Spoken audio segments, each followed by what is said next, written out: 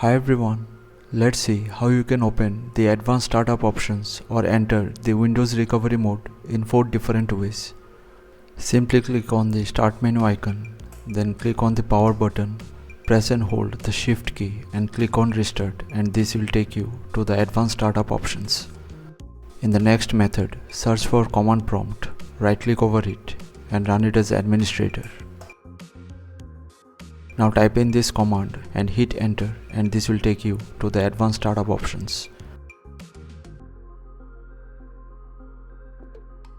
In the third method, simply go to your Windows settings, then go to Windows Update, then click on Advanced Options. From here, click on Recovery. You will get the option of Advanced Startup. Simply click on Restart now and you are good to go. In the fourth and final method, you may be in a situation where you are not able to boot into Windows. In that situation, follow these steps. Press and hold the power button until the PC turns off. Turn it back on. As soon as Windows starts loading, hold the power button again to turn it off.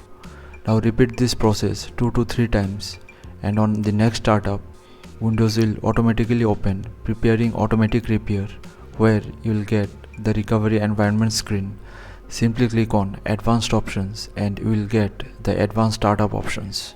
So thanks for watching. Please feel free to subscribe and support the channel if you found the content helpful. Thank you.